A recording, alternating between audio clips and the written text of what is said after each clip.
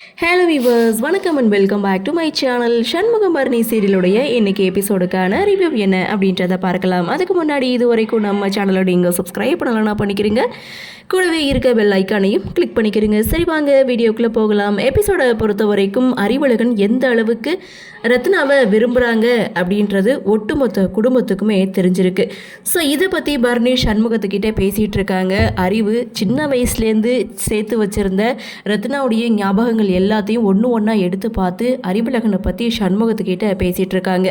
பொருத்தமே இல்லாத ஒருத்தங்க கூட சேர்ந்து வாழ்கிறதுக்கு அவனை அறுத்து விட்டுட்டு இந்த அளவுக்கு லவ் பண்ணுற அறிவழகன் கூட ஏன் ரத்னாவை சேர்த்து வைக்கக்கூடாதுன்னு பரணி சண்முகத்துக்கிட்ட கேட்க, அதுக்கு என்ன இப்போவே அறுத்து விட்டா போச்சுன்னு சண்முகமும் கிளம்ப, இது சட்டப்படி நம்ம செய்தோம்னா லேட் ஆகும், இதே ஊரை கூட்டி பஞ்சாயத்தை நடத்தி ஸோ ரத்னாவுக்கும் வெங்கடேஷ்க்கும் எந்த ஒட்டும் உறவுள்ளன்னு அறுத்து விட்டோம்னா அடுத்து அறிவழகனுக்கு ரத்னாவை கல்யாணம் பண்ணி வச்சோம்னா ரத்னாவோட வாழ்க்கை நல்லா இருக்கும்னு சொல்லி ரெண்டு பேரும் சேர்ந்து ஒரு முடிவெடுக்கிறாங்க. ஆனால் இந்த விஷயம் ரத்னாவுக்கு தெரிய வேணாம், எல்லாமே சரியாக நடந்து முடிஞ்சதுக்கு அப்புறம் ரத்னா கிட்ட இதை பற்றி பேசிக்கிறலான்னு இவங்க ரெண்டு பேருடைய கன்வர்சேஷனை முடிக்கிறாங்க. அப்படியே சீனை கட் பண்ணால் ரத்னா, பரணி, சண்முகம் இவங்க மூணு பேரும் அறிவழகனை பார்க்குறதுக்கு காரில் போயிட்டுருக்காங்க.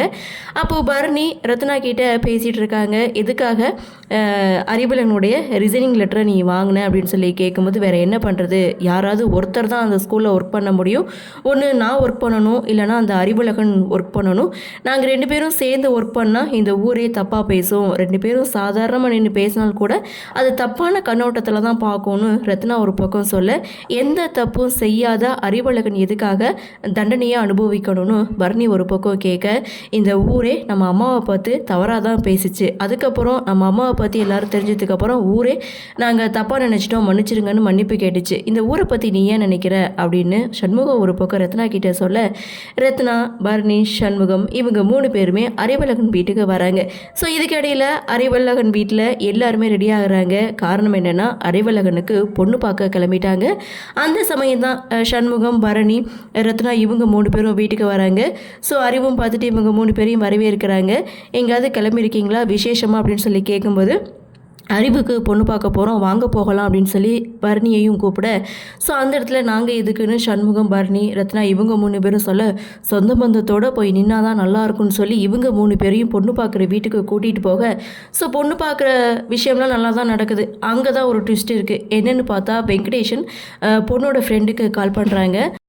ஃப்ரெண்டும் பொண்ணுக்கிட்ட ஃபோனை கொடுக்க, யார் நீங்கள், உங்ககிட்ட எதுக்காக நான் பேசணும் அப்படின்னு சொல்லி கேட்க, அப்போ தான் வெங்கடேஷன் வந்து சொல்கிறாங்க, இது மாதிரி கள்ள காதலியோட உங்களையே பொண்ணு பார்க்க காதலியோட வந்திருக்கான் அப்படின்ற விஷயத்த சொன்னதும் இங்கே பொண்ணு நம்பலை. ஆனால் வீடியோ ஆதாரம் இருக்குதுன்னு சொல்லி அந்த வீடியோவை சென்ட் பண்ண, அதை பார்த்ததுமே அதை உண்மைன்னு பொண்ணு வந்து நம்பிட்டு சபையில் இதை பற்றி பேசுகிறாங்க, போட்டும் உடைக்கிறாங்க. ஸோ எவ்வளோ தைரியம் உங்களுக்கு அப்படின்னு சொல்லும்போது, இதை பற்றி ஏற்கனவே என் பையன் என்கிட்ட சொல்லிட்டான் அப்படின்ற மாதிரி அறிவோட அம்மாவும் சொல்ல, ஸோ இதை பற்றி நீ தனியாகவே எங்ககிட்டே விசாரிச்சிருக்கலாமா, இப்படி தான் சபையில் போட்டு உடைப்பியான அறிவுடைய அப்பாவும் கேட்க, இப்படி ஒரு கேவலமான பிள்ளையை பெற்றுட்டு தான் பொண்ணு பார்க்க வந்தீங்களான்னு. ஸோ இந்த ரெண்டு குடும்பத்துக்கு இடையில் ஒரு மிகப்பெரிய சண்டை நடந்து முடியுது. ஸோ அதில் அவமானப்பட்டு ரத்னாவும் வீட்டை விட்டு வெளியில் ஓடியாராங்க.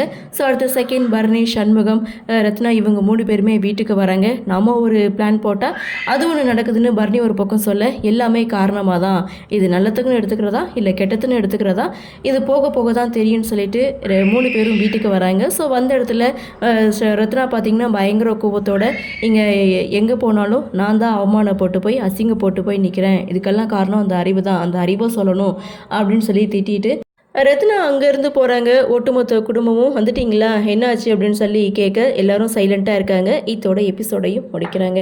ஆக மொத்தம் இன்றைக்கி எபிசோட் செம்ம இன்ட்ரெஸ்டிங் தான். ஸோ பரணி ஒரு முக்கியமான ஒரு முடிவு எடுத்திருக்காங்க. வெங்கடேஷ், ரத்னா இவங்க ரெண்டு பேரையும் பிரித்து ரத்னா அறிவழகனுக்கு கல்யாணம் பண்ணி வைக்கலாம் அப்படின்ற ஒரு முடிவை பரணி எடுத்திருக்காங்க. ஸோ அடுத்து என்ன நடக்கும் அப்படின்ற ஒரு எதிர்பார்ப்போட எபிசோடையும் முடிச்சிருக்காங்க. சரி, என்ன தான் நடக்குது அப்படின்றத நாமளும் பொறுத்திருந்து பார்க்கலாம்.